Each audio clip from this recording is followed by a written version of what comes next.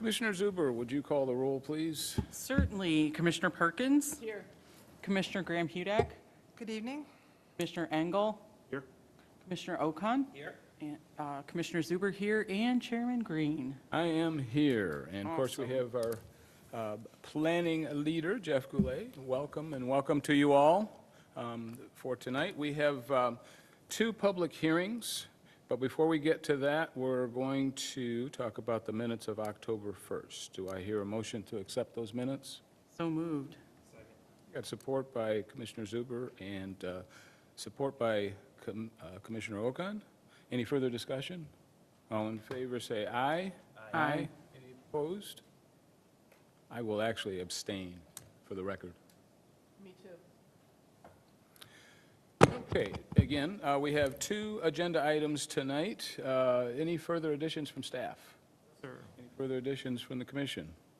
Hearing none, seeing none, do I hear a motion to accept the agenda as listed? So moved. All in favor, say aye. Aye. Any opposed? Okay. All right, first public hearing tonight is the Bickford of Canton Senior Living Facility, PDD. We're considering a preliminary plan development, and this parcel is located north of Ford Road, west of Canton Center, and it's the first public hearing. Jeff, could you give us more detail? Yes, this is kind of a redo of the public hearing originally heard on July 10th, 2017. Bickford of Canton is a proposed assisted living facility located on 3.67 acres on the west side of Canton Center between Ford and Hanford Roads. It was originally heard on, as I mentioned, on July 10th as a minor plan development that consisted of 38,000 square feet with 60 units at that time on 3.45 acres. The project sponsors revised the plan so that now that it's over 40,000 square feet on 3.67 acres, they added 4 units to the project. The square footage took it over and made it a major PDD. Due to the change, it would have had to come back anyway because of the enlargement, slight enlargement of the building, but once it went over a 40,000 square foot threshold, it became a major. So this is now the first of 2 public hearings, so this is a preliminary plan development for Bickford. As we saw back in July, the assisted living facility is a transitional use between the office and commercial uses on Canton Center Road to the single-family neighborhood to the west, which is less intense than what could be developed under the C2 zoning district along that portion of Canton Center. We have a lot of office uses, so this is generally consistent with those types of uses along Canton Center. It's also, as I mentioned, complementary to the medical office uses on the opposite side of the street.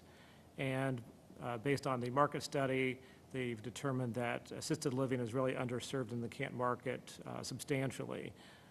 The plan will preserve the existing vegetation along the Fellows Creek Drain, maintains a natural buffer to the residential uses located west of the drain. It's a single-story brick building, and the landscape design will also benefit the neighborhood to the west by providing a lower impact residential style facility. The comparative values from a value standpoint will be equal or higher than the commercial values or the office uses along Canton Center based on the style of construction and the overall finishes. It's more like a commercial value type of building than a residential. They're providing cross-access to the north and south for future connection, and the traffic projection is also projected to be less than typical office or commercial uses that could be developed, as a shopping center or office complex on the site. And it has a different peak hour traffic volume also, so it does not add to the peak hour traffic volumes along Canton Center. Just as we did last time, the 4 additional units is really insubstantial in the scope of the project. It makes it, from a value standpoint, workable for them, and other than that, there are no other substantial changes to the project at this point.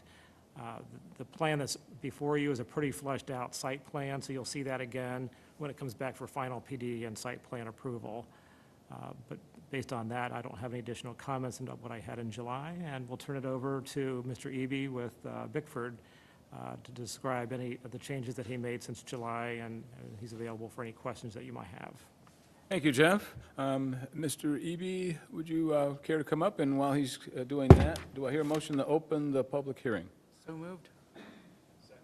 All right, we have a motion by Commissioner Zuber to open the public hearing at 7:05 and support by Commissioner Okan. All in favor, say aye. Aye. Any opposed? Welcome, sir. Do you have Thank you. anything to add? Good to be back again, I guess. I'm sure there's a question of why are we back here? And the reason is simple. As we go through a project, we periodically check our construction costs. And on the last construction cost check, we found that lumber had skyrocketed. It was up about 30% from the previous year. Concrete was up. A number of items were more expensive from the construction standpoint. So we had to go back to the drawing board to make sure that it was financially viable for us to do that. We found that by adding 4 units, it became financially reasonable again. It also had a side effect in that it allowed us to do a little bit of soul searching within the building. We found redundancies that we didn't need. We developed some efficiencies. We really think we ended up with a better product as a result of it. The amount of square feet you may see on the drawing up here, the building is essentially the same shape. It's mainly the bump out there along the south front side. There's a little more. It ends up like about a 6% increase in area. But other than that, the impacts are almost identical. So, be glad to answer any questions you have. Okay, well, this is a public hearing, and so we do go to the audience and ask if there's any comments, questions. If you could stay handy, though, in case there are questions, we'd like to answer. From the audience, anyone like to make a comment or anything at all about this project? Last call? Close the public hearing. Support. All right, we've got a motion to close the public hearing by Commissioner Zuber and support by Commissioner Perkins. All in favor, say aye. Aye. Any opposed? Okay, the public hearing is closed at approximately 7:09. I'm going to go to the commission. I'm going to start down with Commissioner Perkins. And Commissioner Zuber, Nope, no comments or questions. comments or questions? Commissioner Oken? Just one quick question. On the landscape plan, it looks like you're not adding any landscaping to the rear, is that correct?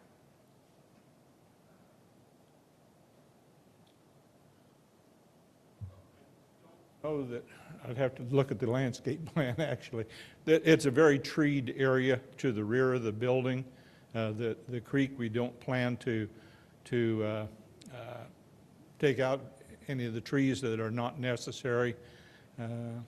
So basically, no. But there is this treed area along the drainage channel. We'll evaluate that when they get to site plan stage, but right now they're showing all of that area behind the fire lane as preserved wooded area along the drain. All I had, thank you. Commissioner Engel? I'm okay with the additional 4 units. And Commissioner Graham Hudak? No questions, thanks. Okay. My only concerns, they're questions that I'm sure you have answers for. In terms of this project being where it is and being surrounded by commercial and being a senior facility, could you shed some light on how that is a good thing? Okay. Through my experience with the company for like 17 years now, we typically are a transitional use. We are often a transitional use between residential and commercial, where you're usually viewed by communities as being a buffer, because we buffer against light, noise, traffic impact is low. So we're a somewhat residential use with a commercial overtone to it, so to speak. And so, Well, but you're dealing with seniors with memory issues, you got memory care. yes, the second wing back here is a memory care. It's a secured section of the building, 16 units.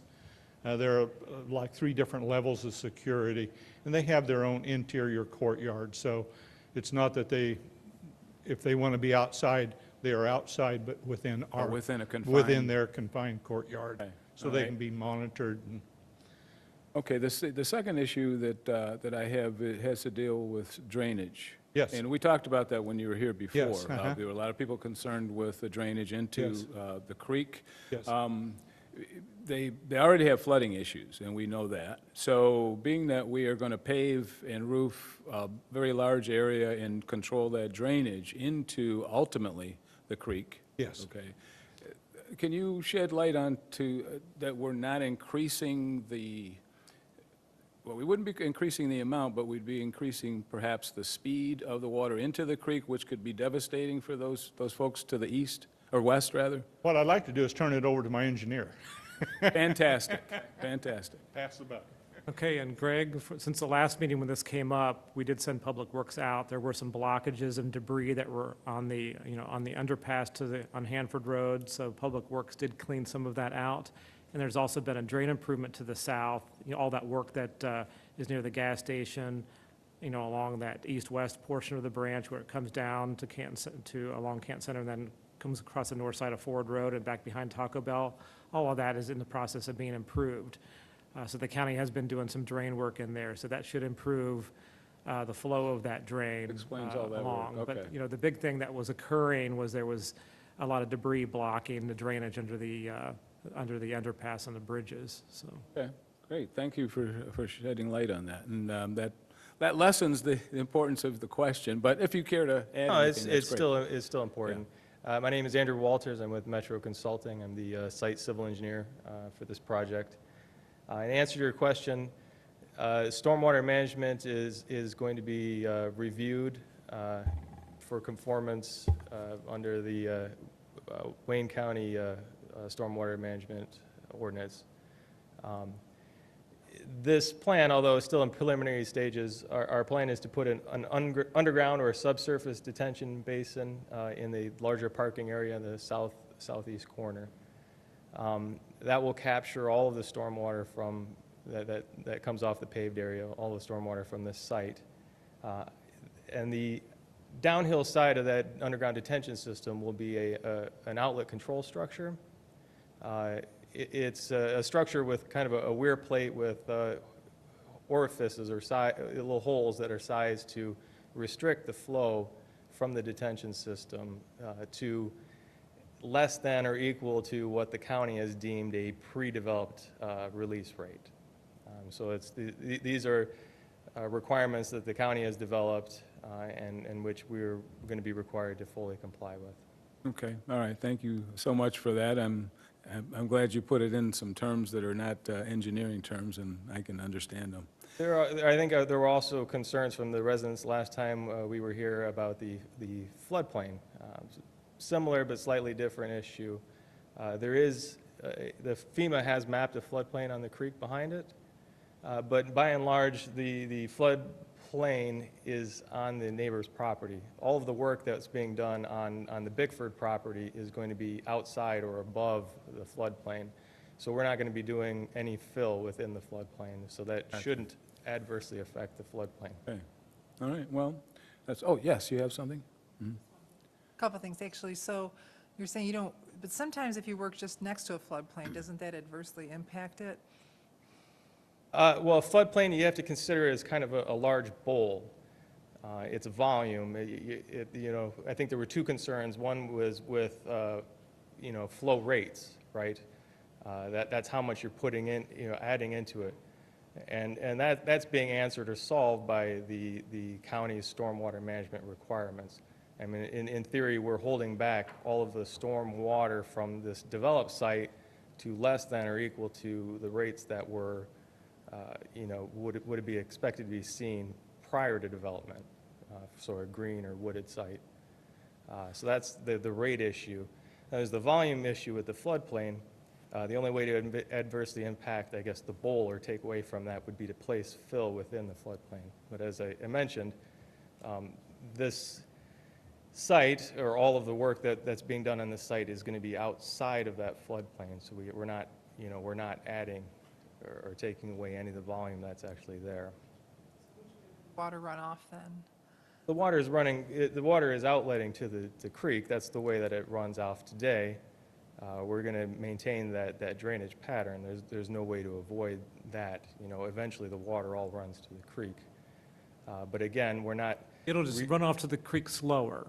right, we're not So it's reducing the not going. volume that's so there. you're- and So we're the not first gonna be- flush is going to be less, so it's not going to fill up, you're not going to get that flash in the creek that you might under the current standards. It's going to not either, it's not going to be any worse than it is today, but it could be less based on the county standards. They have to slow the amount of runoff from the site into the creek. It's a county drain, so they regulate that drain. So that's what he said, that restrictor from the underground system to the drain will slow down the rate to whatever the pre-development rate is currently. So he can't make it any worse. And generally, it's going to improve it by slowing it down to a rate that's slower than what it naturally would drain into the drain today Are there as any, vacant land. any situations, you know, we get some pretty powerful rains. Are there any situations where that system can be overpowered? The county's requirement is that we detain up to the 100-year storm event. Anything above a 100-year event, you know, that's a pretty large storm event. And that's the maximum that we're required to detain to. I'll also point out that besides the volume treatment, the detention system will also be providing a water quality treatment. Just upstream of the detention system will be a hydrodynamic separating system,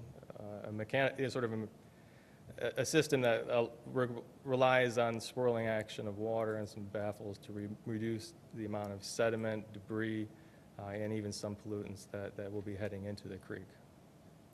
Okay, thank you for that. Anything else?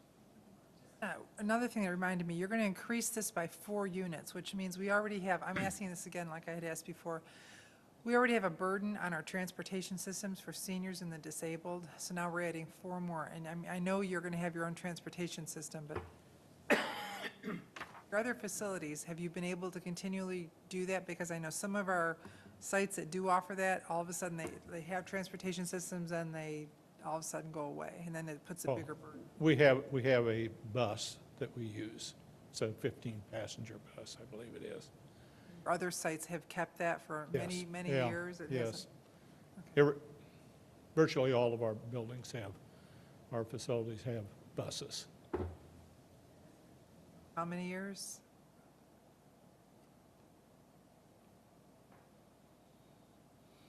Oh, beginning about 10 years ago. No.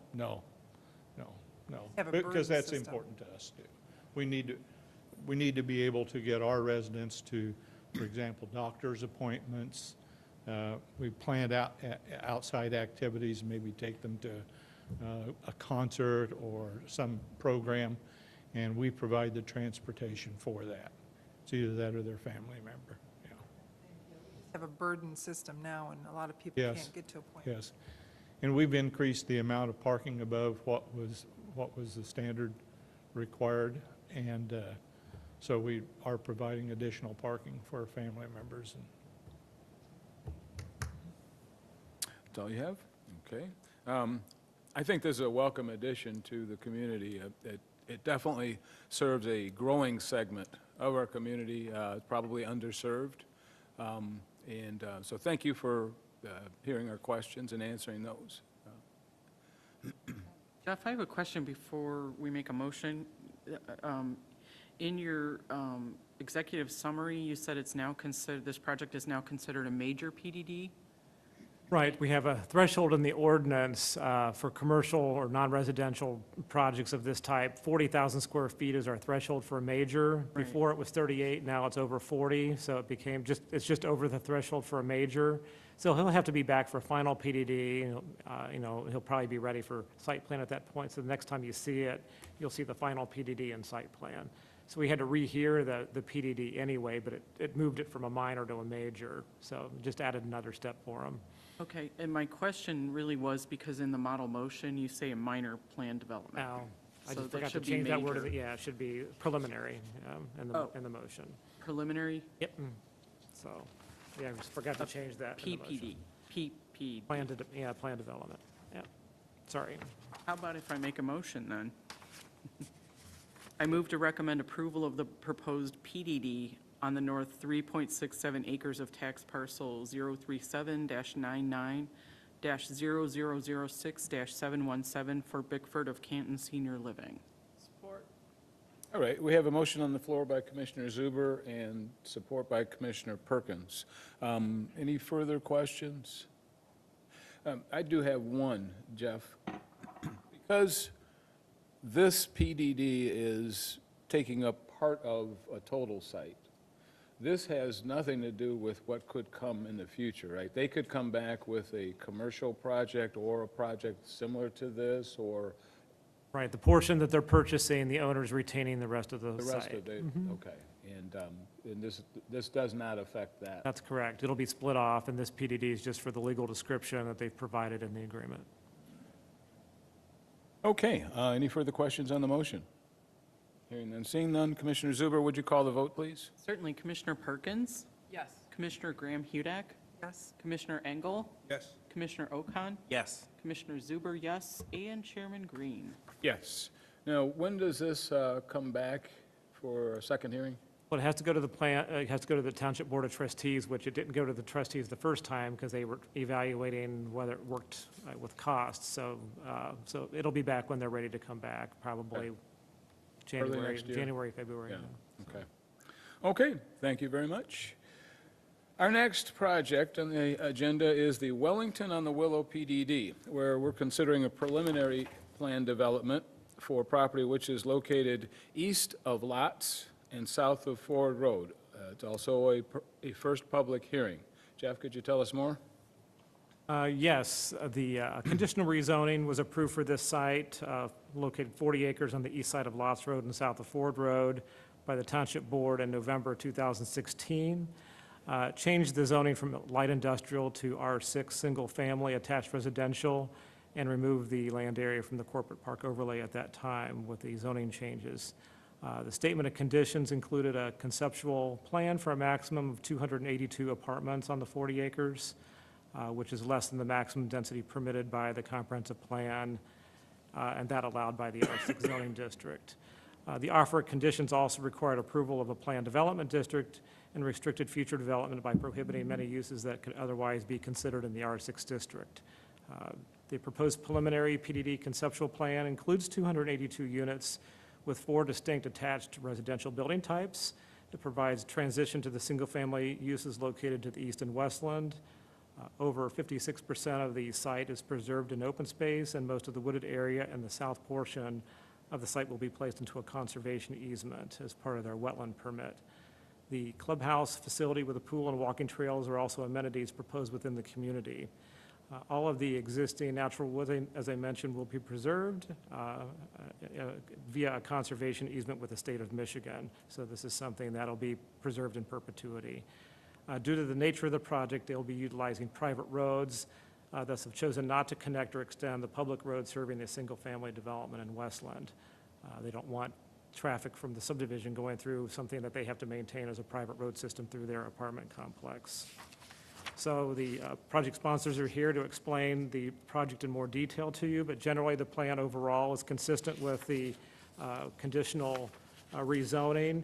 The plan development does include a list of modifications, as most of our plan developments do. Most of these modifications have to do with building height and building separations due to the types of buildings that are proposed and the nature of the development and the mixed-use nature of the buildings, that they require some setbacks and building separation modifications, which they'll explain to you. Those details would come down the road, right? Well, in all of terms those modifications are listed in the agreement. Okay, so they are Okay. part of the agreement tonight. Okay.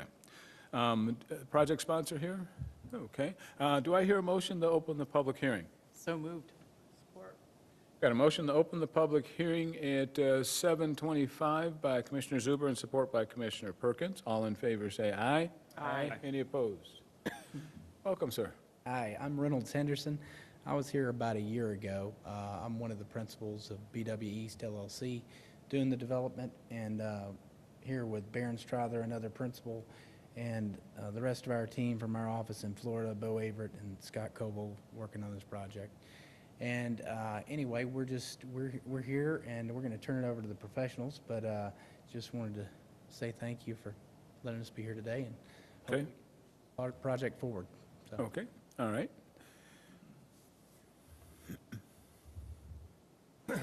Good evening, Tyler Tennant. We were here a year ago, you may recall. So I just want to give you a quick, I'm an attorney in Bloomfield Hills and Land Use Counsel for the BW East LLC entity. And I just want to give you a brief background of the legal ideas in this project, since it is a little complicated.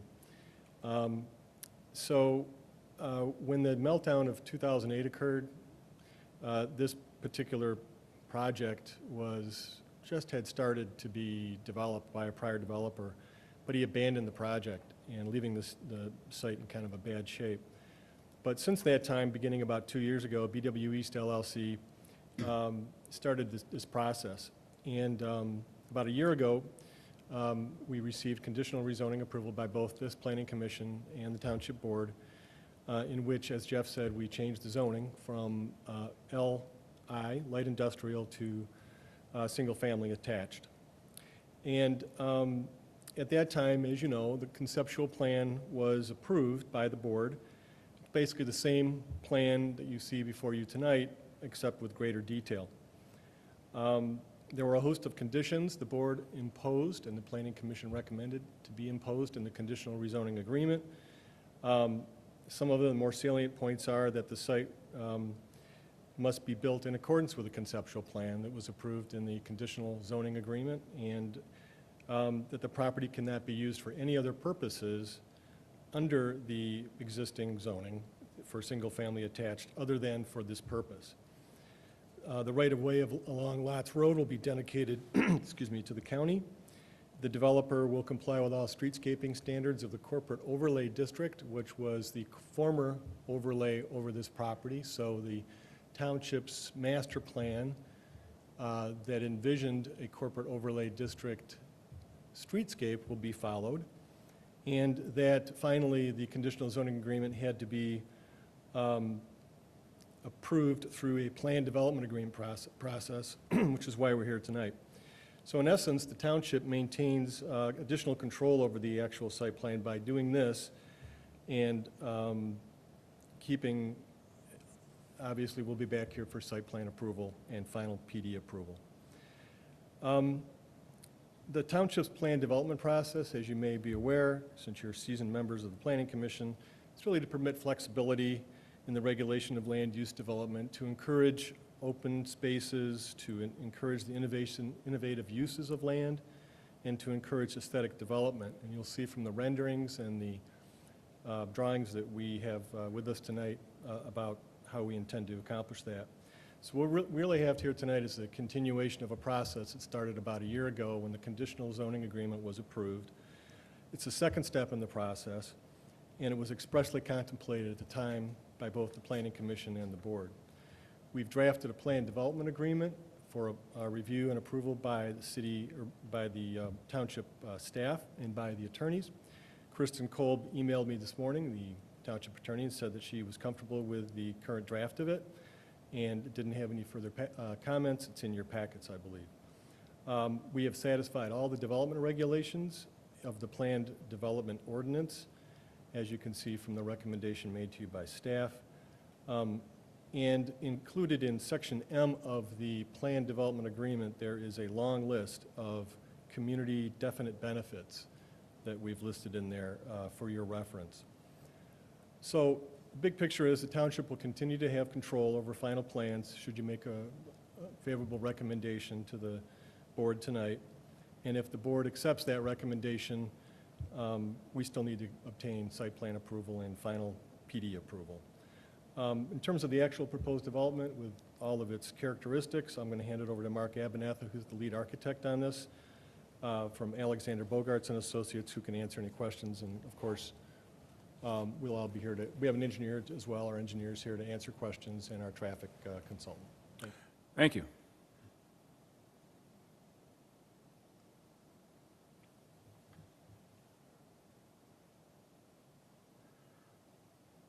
Good evening, members of the Planning Commission. Mark Abernathy with Alexander Bogarts, the architects and planners for the project. As was mentioned by both Reynolds and Tyler, we were here a year ago, but prior to that, this project's been going on for pushing, I would say, 2.5 years.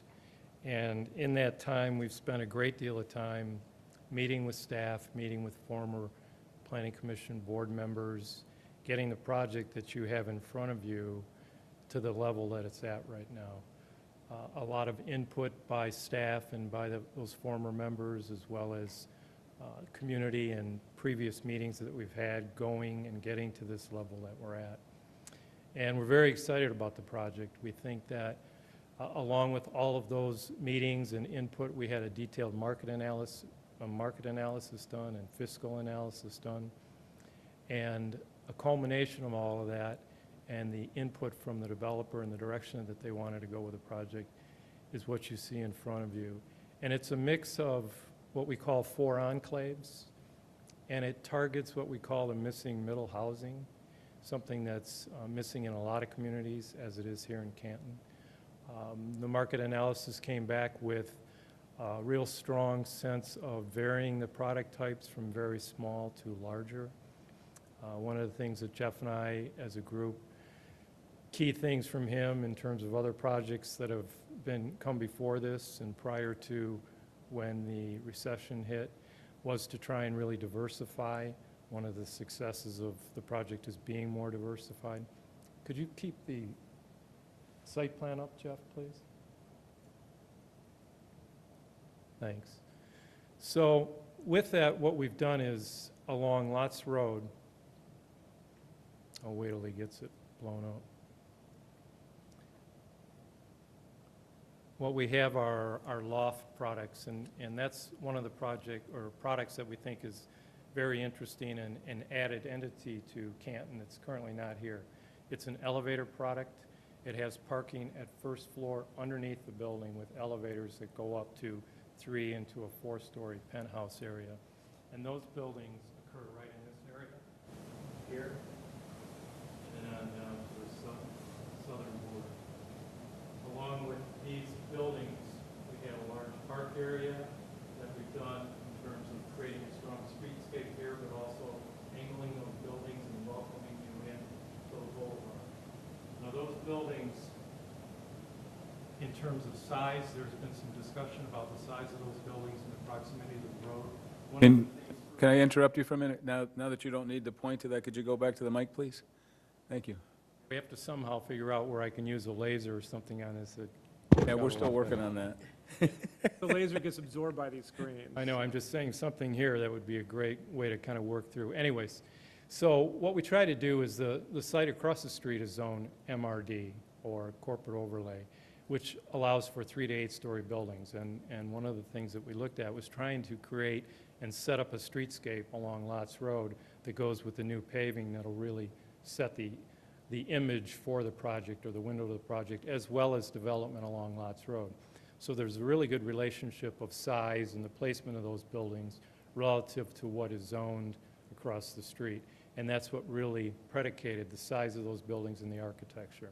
The other thing that we did is at the first floor of those buildings, we created what we call a flex space. And that flex space can either be community space for those buildings or it could be live-work. So almost a mixed use within that building. Could you go to that elevation now, that rendering, please, John? So this is what we call our loft-style building. We think it's a fresh new look. We're doing this in other communities. It's a style that's not really found a lot in Canton, but we think that it kind of fits what was originally the goal for the master plan, and it's a really nice transition as a mix of materials, brick, different brick styles. The panels we're still looking at, whether they be some type of a hardy panel or some type of metal panel or ephes. That's still in the infancy of the architecture. But we think that it'll really create a nice window to the project and whatever can happen along Lots Road. Can we go back to the site plan now, Joe? From there, we go to transitioning into what we call our preserves.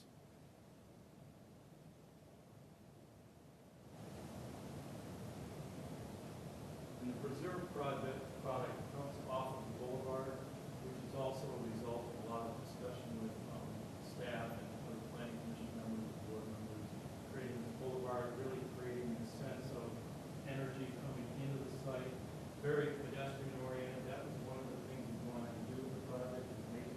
Obviously, all of this building is all architecture, you don't see any garages, as I said, those are all under the building. All of these buildings, all of their frontage is walk, street tree, street lighting, and the garages are at the rear of the building. So all you see is architecture as you come down through to this cul-de-sac area. We really wanted to try and create a mix of architecture and try and hide that garage and get it more towards the pedestrian look. This is our preserve building. These are the elevation that you'll see from that boulevard. Once again, a mix of materials in terms of brick, siding. We've created a lot of interest with the arch details, the stacking of the windows, the dormer details. And these are actually like double fronted, where you'll have an entry on the rear as well as an entry for residents on the front. Can we go back to the site plan now, Jeff? And then the two enclaves that are to the north and to the rear, we started to scale down. So we're looking at this master plan look of what's happening, the potential along Lots Road. And then as we transition east, we're transitioning in scale back down to the single family that's on the Westland side of the project. And you can see that in the area. So as we transition down the boulevard, we get into what we call our Willow product. This is more of duplex and triplex. These are all ranches. They all have two-car garage. And then from there, where you have a transition from 3- and 4-story and 3-story as you go north, these are a mix of ranch and stacked ranch product, where you have two-car garage, ranch on the end, and stacked ranch in the center with one-car garage. So when you look at, this is what the architecture is.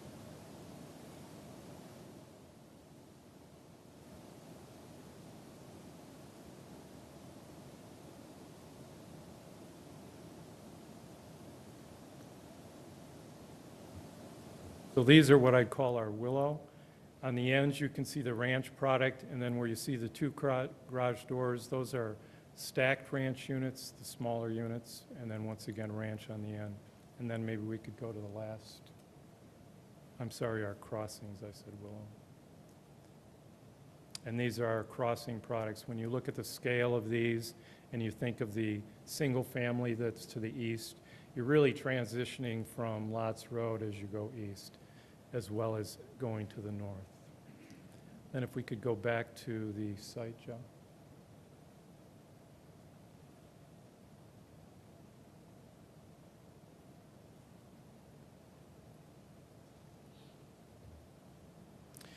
The other thing that when we start looking at a site from scratch, we look at all of the features that are on the site and around the site.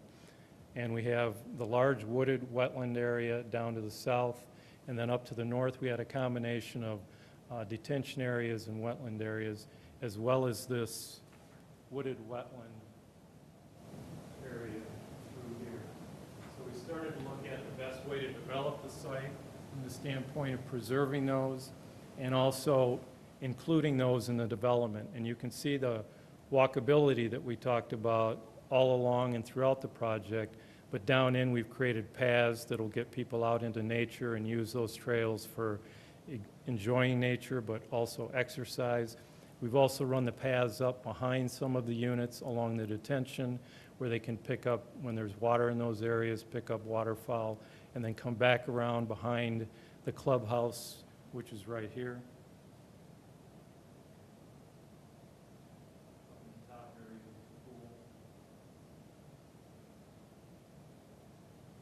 And linked all of those paths throughout the site and then out to Lots Road so that you could pick up the Lots Road walk and go all the way up to Ford Road, pick up bike trails.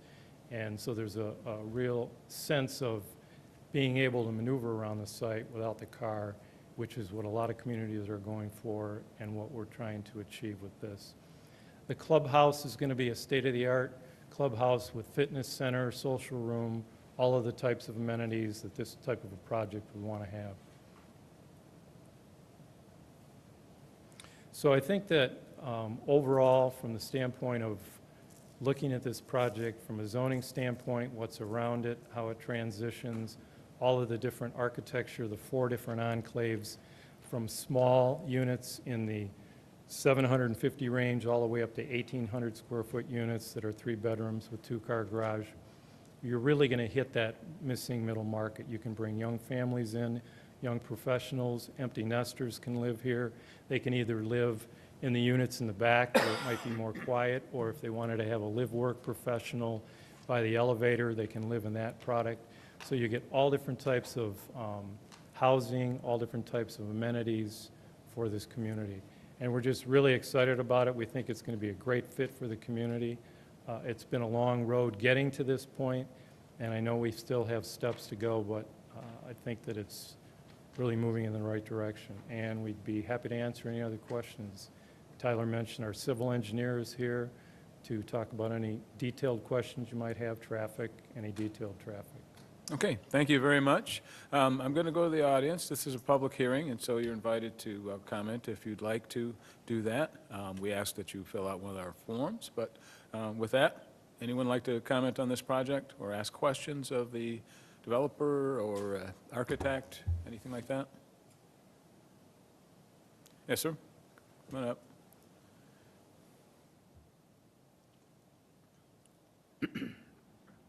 Good evening. My name is Daniel McCausland. I'm at 2011 Lots Road, which is just north of the proposed project. I guess I'd have a few questions.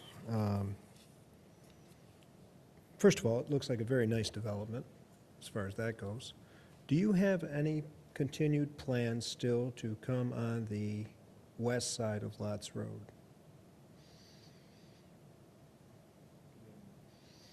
Your initial drawings that I reviewed showed that your initial scope of project was on the west side of the road also. Jeff, was anything submitted in that regard? Well, they own property on the west side, so, you know, that's not before them tonight. They may come back at a later time, once this is all said and done, and come back and propose And development propose on the west something. side, but there's Okay. no proposals right now for the west side, so. So I guess that's not a definitive answer. They own the property, but are we looking at a second phase to come across the street as you initially had drawn about 3 years ago? Not tonight. Not tonight.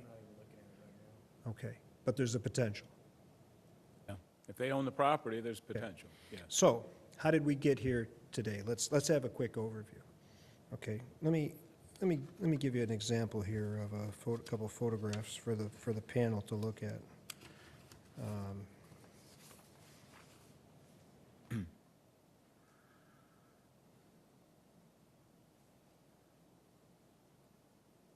That is what I would consider, in today's modern construction, to be a very nice development, very similar to what was just shown here on the screen. But systematically, you know, that area is in a continual, you know, we're downgrading what was visioned as a district. You know, that property was set aside as a corporate park overlay, and that hasn't worked too well. Now, its intentions were to, according to the zoning, according to the Planning Commission, was to curb the developmental pressures at the time in the mid-90s.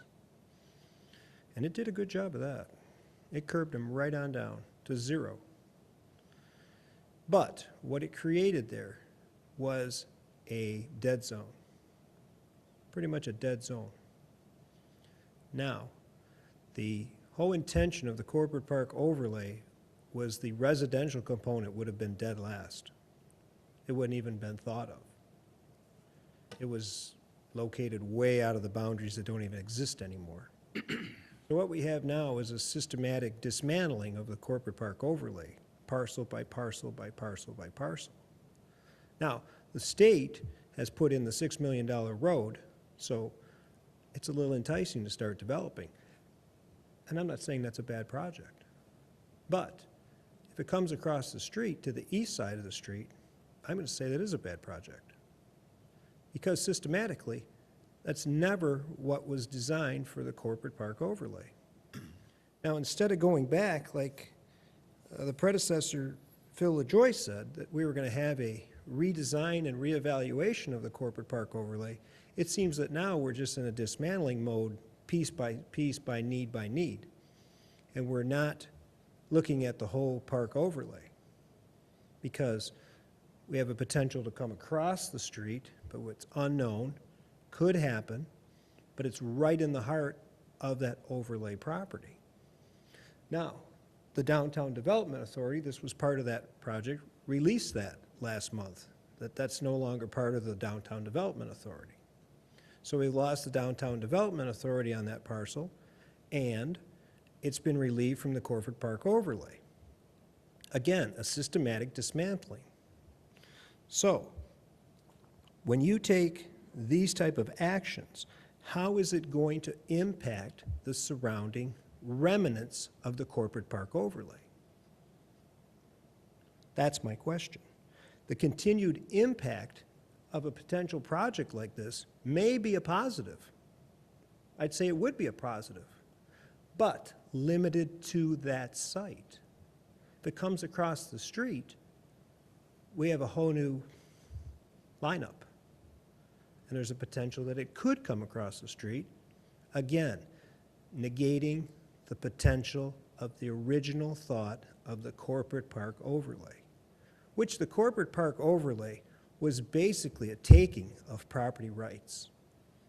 It took all the property rights away from the single parcel owner, promoted assemblage, promoted large parcels, promoted everything that was just really unethical, totally unethical.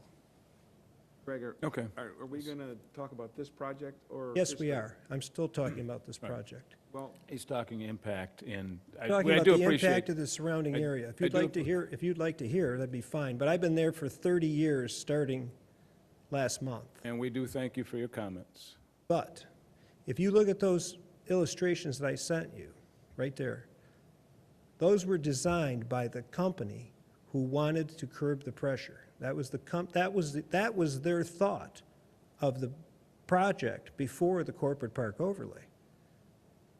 Okay. That was just completed in the Okay, town of Plymouth. I appreciate that. And Okay, and we're in the part town- of, in the and town we're of part of a Plymouth. process here tonight Right. that is going to deal with the existing condition of that property and the property across the street. But tonight, we are only talking about the property But this to is the the east. problem. This is the problem. Again, it's a systematic dismantling. I'm going to keep repeating But this is that. not our, it's not our function tonight. your To function. deal, it's not our function tonight to It is your deal with it. We deal with zoning issues, and we deal with issues of this nature of the entire community at other times. And you're welcome to come to those meetings as well. But tonight, we're only dealing with this project at this time. I've sort of given up on those meetings because, you know what? It seems like it's the same rhetoric over and over. You know, you come I'm to sorry these you meetings- feel that way. However, You know- we do have to abide by certain rules and certain procedures, and we're doing that. You come And to I would these appreciate it meetings if you and- could cooperate with us. I'm And cooperating. let us go through this process and develop, the community based on But these as a things. panel and a leader of the panel, you should be well advised on how it impacts the surrounding area. Well, I am advised, and I'm being advised by you tonight, and I will take that under advisement and open the floor up to other comments. But it shouldn't be a determining factor. Now, if this PDD was limited to the east side of the street, I'd say, hey, man, break ground, welcome. And this PDD is limited to the east side of the street. The only thing Right. that you're considering tonight is what was conditionally rezoned last November, which requires them to submit a plan development. So the only thing that the Planning Commission's considering tonight is the preliminary PDD for this 40 acres. That's the only thing under consideration this evening. Absolutely. Exactly. But you know what? Big We snow- cannot deal with what-ifs. We cannot deal with that. That's not part of this whole process. We can't deal with that. We can't tell them, well, you can have this if you do that. You did it with the corporate overlay. We cannot do that tonight. You did it with the corporate overlay. Thank you for your The comment. corporate overlay is Appreciate it. still in effect on the rest of the surrounding property owners who are still under the demise of the property, of the corporate overlay. Everyone has their opinion and their say. That's not an opinion, that's No, a no, fact. Excuse What I'm me. trying to say right now is we have a meeting to get through, we have a project to get through, and I would appreciate it if you could kindly allow other people to speak. Okay, but I'm using my time. This is, Is my I time lost? understand Mr. it. McCausland, and- your and time we do has been up appreciate it. for- We do appreciate it. Okay, well, I'm going to tell you what. I think if you're not taking all those things in consideration, you're not doing your job to this community. Okay, thank you for your advisement. Anyone else have any comments from the floor? Yes, sir.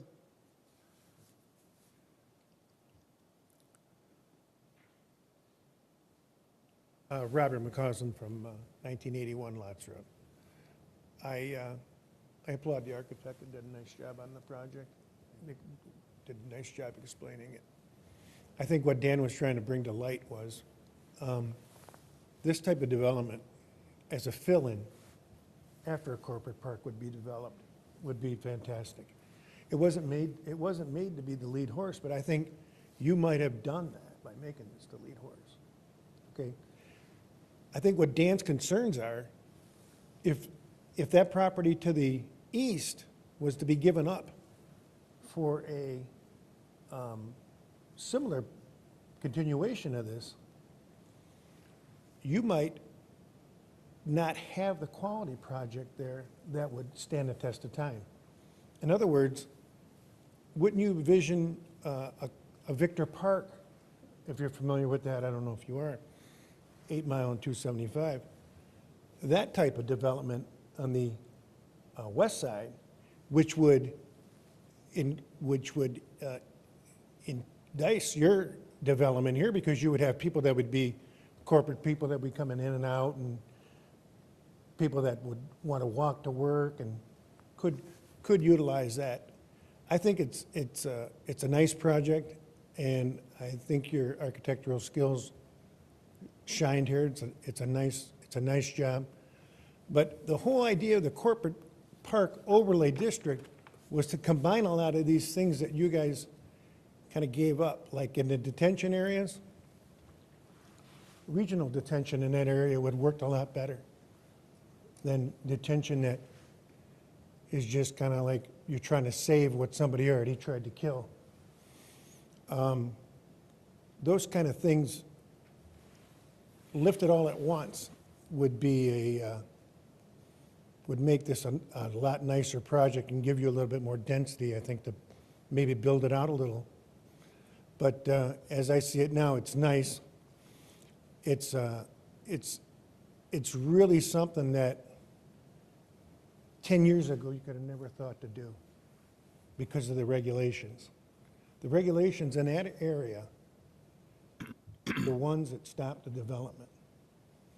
Now with the 07, like you said, with the 07 changes that with the economy,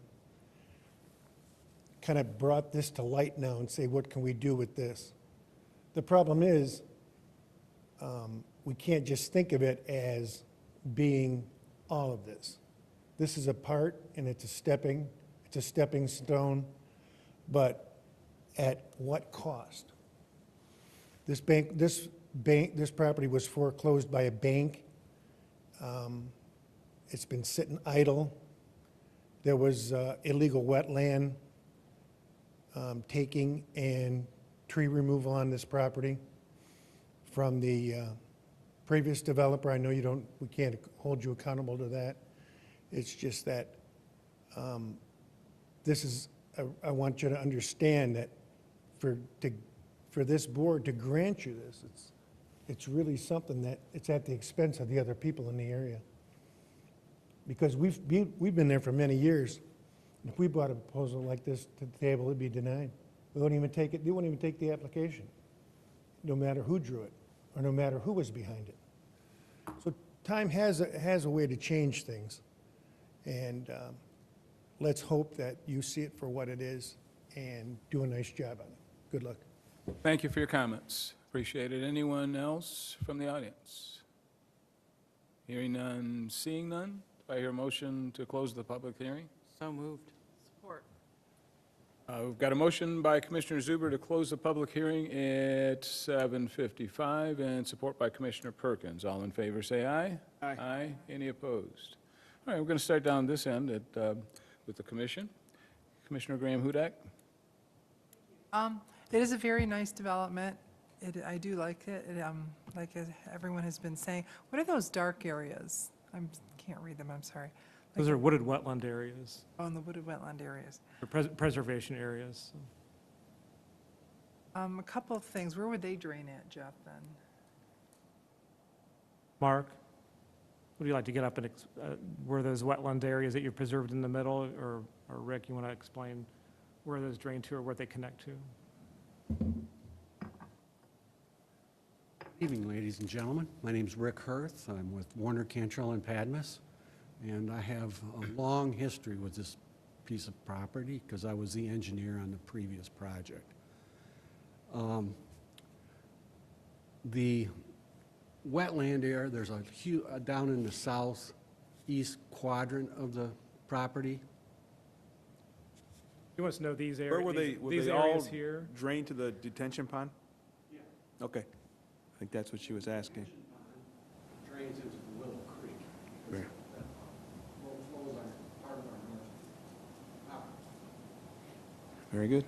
Is there a way that maybe at a later date, even some of those detention ponds could become regional detention ponds if you develop other areas or you create? I mean, this pond in itself is a regional detention pond. It's taking care of 40 acres. It's a pretty big pond system.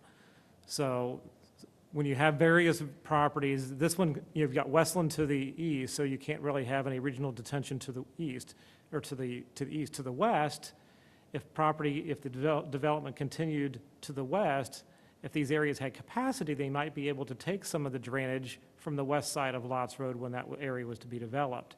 But all of this runs along the Willow Drain, so if that property came in independently, it would probably be more efficient to have its own pond system.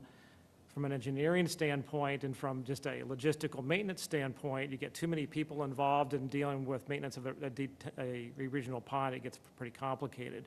But this area is a pretty big detention area, pretty big storm system for 40 acres.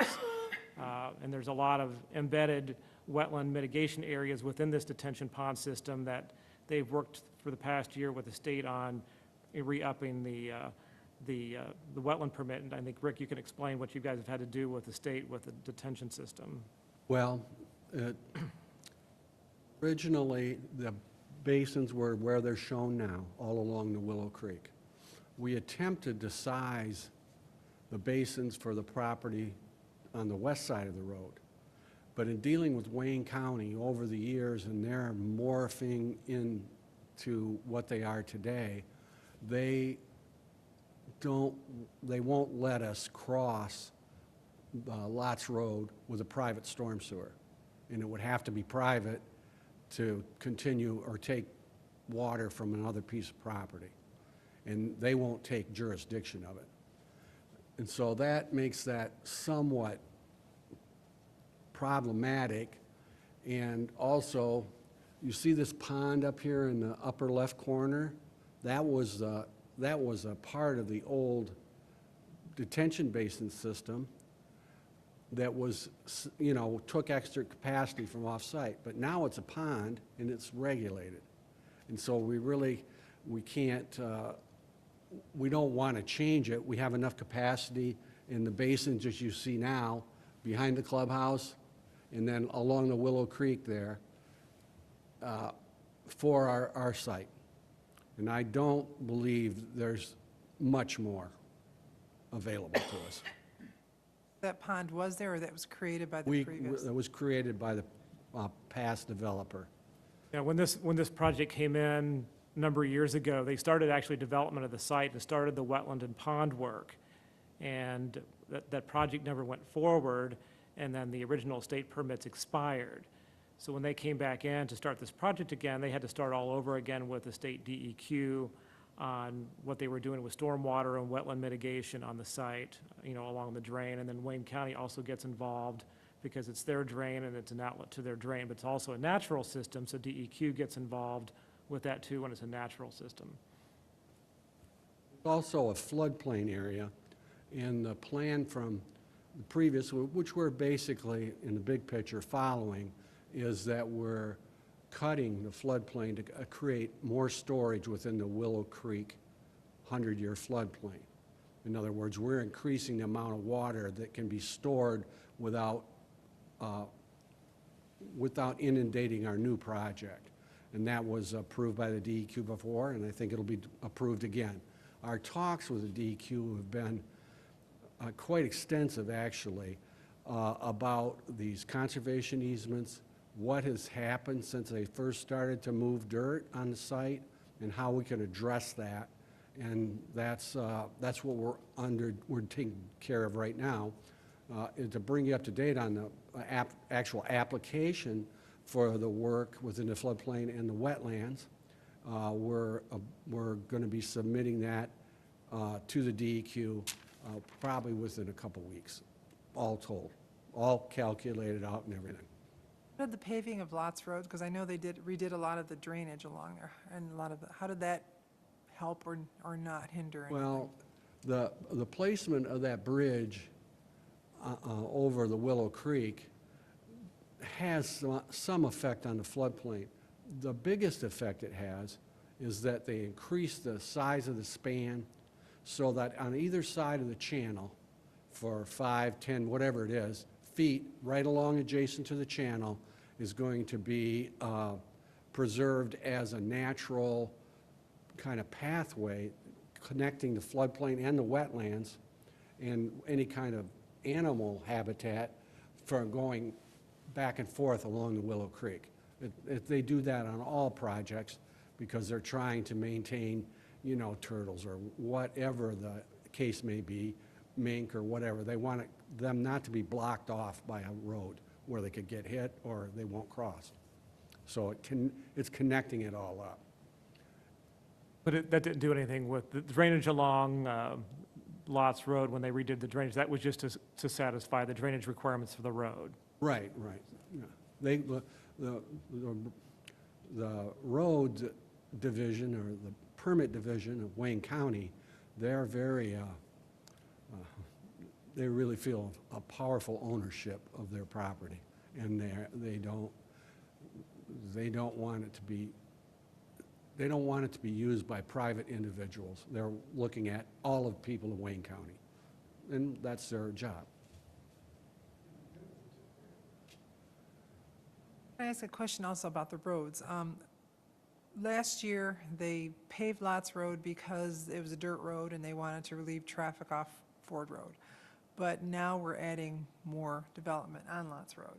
And, you know, 282 units, you're looking at maybe, you know, you could have up to 560 more vehicles there, right? And you're all coming out one entrance.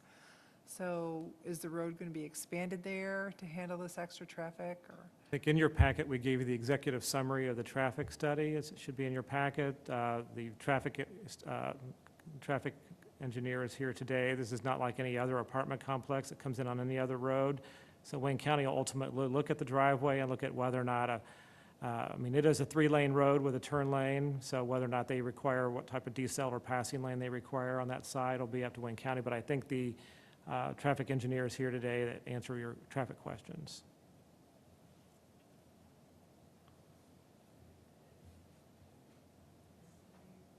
Just give a summary of the executive summary? Or, Go, just summarize your findings. Okay.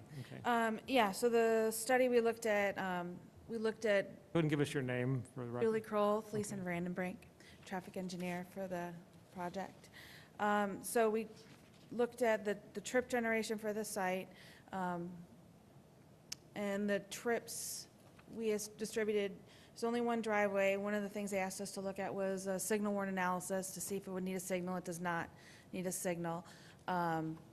We also looked to see if it needed a right turn lane, because there was already a left turn lane there that was built when they did the new road. So we didn't need a left turn lane. It does not meet the threshold for Wayne County requirements for a right turn lane for this site. The majority of the traffic is coming from the north off of Ford Road. So, so as they come down Ford Road onto lots, like to turn into there, they would basically be stopping traffic then, correct? If there's. Well, there's a The center continuous left center turn turn lane. lane there. It's a 3-lane road. So it's go a into the left turn lane to get into the project. Right. So they're saying so what the traffic evaluation based on the trip generation, based on Wayne County standards, it does not require, doesn't meet the threshold for a signal for warrants, nor does it warrant a right turn lane coming northbound into the site. There'll be some type of taper required based on the geometry of Wayne County requires, but it won't require a full lane, deceleration lane. It'll probably just require a taper. Is that correct, Julie? That's correct. Are we looking at additional lighting then along that road? I know that's a very dark road. We So- don't light any of our roads. They'll have entry lighting as part of the project, as our ordinance requires entry lighting. And there are some lights required along Lots Road as part of the landscaping and streetscaping elements required as part of what they said they were meeting the corporate overlay guidelines for streetscape. So there are some decorative light poles like you find along Ford Road. There'll be the same type of lighting along Lots Road there, along with entry lighting. I thought in the description that there was some interior street lighting as well. Right, but I think you're addressing lighting along Lots Road, Lots, correct? right. Yeah, so there'll be, the decorative lighting along the sidewalks like you see along Ford Road. That'll be the same type of streetscape elements that you'll find along Lots Road. Okay. And come back to me. Thank Okay. you. Commissioner I'm all Engel? set. It looks like a good project. Commissioner Oken? I'm all set, thank you. My question, Mr. Abernathy, I just have some questions for you, if you wouldn't mind. First of all, I do want to congratulate you on the variety, particularly looking at the lofts. It's definitely a product we don't have in Canton. I think it's going to bring about a different kind of interest in that area that is needed. I really do. I do question a couple of the architectural aspects of the site. Number one, it kind of frightens me in a way to think that many dwelling units could only have one entrance and one exit. Could you shed some light on the thinking on that? That perhaps thinking in terms of emergencies, if that boulevard was blocked, have no way of getting out of there or in there. As I mentioned, over the close to 3 years, there's been a tremendous amount of discussion, not only from the residents that are going to use this, but also fire and emergency. So we have the boulevard, which gives two means of egress in and out of the site. But aside from that, we also have down at the south portion of the site,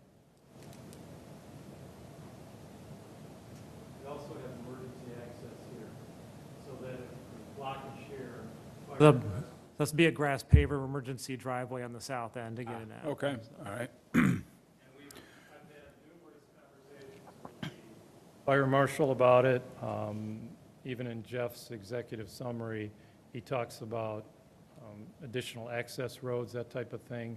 And what we've concluded with the fire marshal, aside from the two means of egress, is that these buildings that you mentioned that you liked will have a different fire suppression system on them because of the type of building they are. So we've gone through, this building will have that specific fire suppression system, and then what we call the, need my glasses. Townhouse. The Willows, which is the stack product to the north, that'll be fire suppressed, and the balance of the buildings will be built under residential code, which would be not suppressed, but compartmentalized with different types of fire rated walls and that type of thing. So we think that the site is more than covered from the standpoint of access to it. Emergency. And then once you get inside the development, you have two means of egress to those other areas, to the north and to the south. Okay. Next question would be the architecture of your clubhouse. It You know, seems to it's be funny, I quite was sitting different there and I than, said, we didn't show it. Jeff, can you pull the clubhouse up? Give us a color of the clubhouse? no, but Should this is have. part of the proposal. If not, I've got a small one I can pass out. But I thought it was in there. Put the conditional rezoning out, I don't, it wasn't on the CD, Mark. I just happen to have a copy that you pass around. I just, my question, it's a very nice building, but in terms of the style of the architecture, I thought, I don't know, does it really flow with the other buildings that are proposed here? Looks like something that, is from Grosse Pointe or from, let's say, Boston Edison and Detroit. I think if you look at that and you also look at the preserve architecture, which is right in front of it, that, you know, when you have all the different enclaves and you're trying to set a streetscape up, but then you go past that streetscape, it's almost as though it has a mini transition going on, the Lots Road transition back to the residential behind it. And that was all purposeful. Okay, I think maybe it was the drawings that kind of threw me, as looking at in our packet. I don't know, this Oh, the picture black- is a the lot black and- better. Yeah, we That's- always, the renderings tell the story. 2D is pretty hard to see sometimes. And then the last thing I have, if Jeff could pull up to the southern part of the project there, you had mentioned about the concern for making it more pedestrian-friendly, less vehicular, you know, so on and so forth. I felt like seeing the one path through there, now, I'm not familiar with the terrain, so there might be issues there that I'm not aware of, but I felt like for the people that do live there and do want to use that, we could maybe make a little bit better or more use of that area in terms of people walking, biking, what have you. I know a lot of people right now are very exercise conscious, they're walking conscious. Having a path that is measurable, you know, people want to know, did I walk half mile, a mile, quarter of a mile, what have you. I know this is just a proposal, but I would like to see, if this goes forward, just a little bit more embellishment in terms of the pedestrian usage of that area. I just think we're maybe missing some opportunity. Okay, we can look at that. I know that that is a conservation easement. It's something that, as Rick said, we spent a great deal of time with DEQ on those areas, and we're limited as to what we can put in there and where we can put those paths, but we Okay. can certainly look at that. Yeah, and Greg, if you look at it, if you look at where that path connects to, that path runs all the way north between the buildings, and it runs all the way up and around the pond and back and around. So there's a big, so that's only the south end of the loop. That path always, that loops up all the way around along the ponds and all the way back down and around. So it's a pretty sizable system. Okay. Back to the buildings themselves, but get people out into nature, whether they're in the wooded area or out in an area where they might pick up waterfowl, as I mentioned. Okay. Well, as I said before, I do appreciate the newness of the product, and I think it's going to bring a different look to that part of Canton. And it's kind of like urban within suburban feel. And I think it's going to bring a younger set, quite honestly, to Canton. So I do appreciate what you've done here architecturally. That's great. Thank you very much. It's a team effort, and it really does fit that market study. It's not just, architectural. We're working with all of the different dynamics that are there. So we totally agree, and we Okay. appreciate the fact that you see that. Commissioner Zuber? I have to agree with what Chairman Green just said, that it's a very nice development. I think it'll be a real asset to Canton, so thank you. And Commissioner Perkins? Yeah, I think it looks great. I'm all for it. All right. Any other questions? Yes. Are any of those ADA accessible then? Or all of them?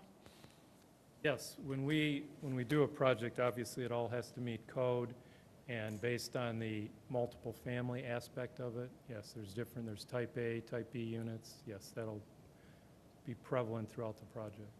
So some of them are, okay. Since it's rental and not ownership, it has to be ADA accessible. It has to be a certain percentage of the units that are accessible. The parking areas have to be accessible to the building. All of the walkways to and from the buildings have to be accessible.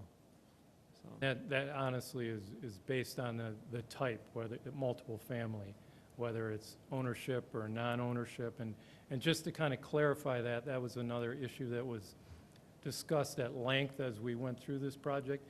We're not saying this is in fact going to be rental. If market changes as it goes through the phases and there's some demand for ownership, that we're going to meet market demand, basically. Is it intended to basically focus on rental and then move into ownership, or is there a mix We'd you're like to looking at call right now? this condos for lease.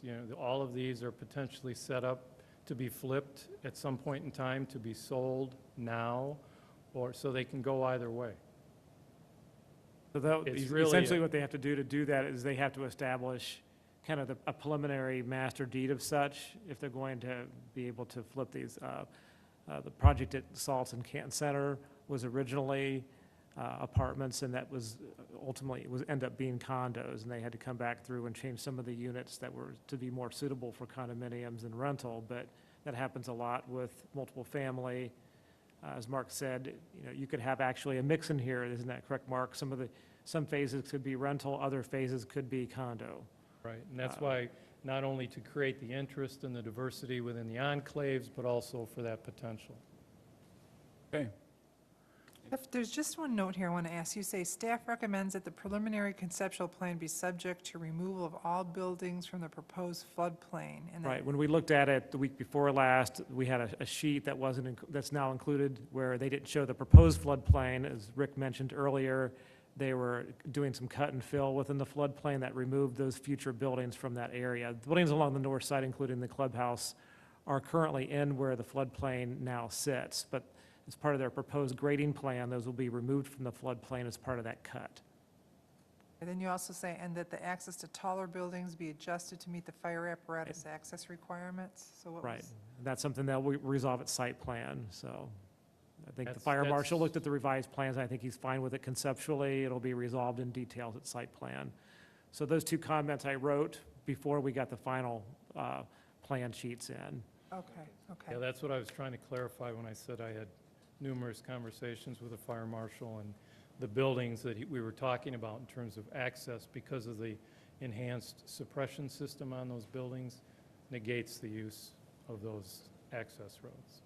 Okay, no, I like the open concept. You might even want to consider what Mr. Causland said about across the street, if you ever look at, you know, shops so people can walk more instead of driving everywhere in Canton. Mr. Chairman, I would move to recommend approval of the preliminary plan development for Wellington on the Willow on tax parcels as noted, subject to removal of all buildings from the proposed floodplain, that the access to the taller buildings be adjusted to meet the fire apparatus access requirements prior to consideration of the final PDD concept plan. Second. Okay, we've got a motion on the floor by Commissioner Engel and support by Commissioner Okon. Any further discussion on this motion? Seeing none, Commissioner Zuber, would you call a vote, please? Certainly. Commissioner Perkins? Yes. Commissioner Graham Hudek? Yes. Commissioner Engel? Yes. Commissioner Okon? Yes. Commissioner Zuber, yes, and Chairman Green. Yes. So this one has the same flow. We'll go to the trustees and then come Right, back. right, the again trustees for a will second. approve the preliminary, or they'll review and do a final approval of the preliminary PDD, and then it'll be back for final on site plan. I mean, Next year the site sometime. plan may be a phase of it, it could be the whole thing, or they might just come back and do final PDD and bring in the site plan later. So it's up to them on what they're ready to do. Okay, thank you very much. Let the room clear for a minute. We do have new business to send to staff, Valvoline Lube Center. Do I hear a motion to send that to staff? So moved. Support. Got a motion to send that to staff by Commissioner Engel and support by Commissioner Zuber. All in favor, say aye. Aye. Any opposed? All right, any further discussion? Oh, we have, we've I got. move that we accept the planning Oh, commission okay. meeting as presented. Schedule for That's 2018. scheduled for 2018 as presented. Presented schedule? Yeah, it's in the Right in your packet. package. Oh. I'm sorry, I didn't read that far. It helps. I'll support that then. All right, we've got a motion by Commissioner Engel and support by Commissioner Zuber to accept the 2018 Planning Commission schedule as listed. I do have one question, though. October 10th. It's a Wednesday. Of 2018. Whatever that Monday is, When I looked at the calendar, I thought October 10th was a Wednesday.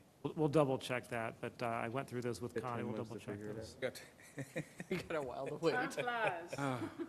11 months. Mr. Chairman, I make another motion that we Wait a minute, adjourn. we didn't finish that one. Is there a reason why we're moving the November one way out? Oh, okay, yes. Because of the election. Yeah, that's that asterisk there. A lot of those dates during the year move because of either primaries or elections, which fall the day before the election. They use this room to set up the night before for election purposes, so we just, because of the way the schedule moves, we usually just move that a week back, so. And even though we accept this, we still have the option to make changes as we go, as long That's as we give correct. proper notice, right? All right, so we have a motion on the floor, and I believe it Support. was supported. All in Whatever favor? the motion, I'm just It kidding. was about the schedule. Oh. Thank you very Oh, much. wait, no. All I in already favor, say aye. Aye. Aye. Any opposed? I thought he Okay. made a motion to adjourn. Would like to make a motion to adjourn. No, I want to make a motion to adjourn. Support. All in favor, say aye. Aye. Aye. All right, thank you, folks. Do you want your photos back?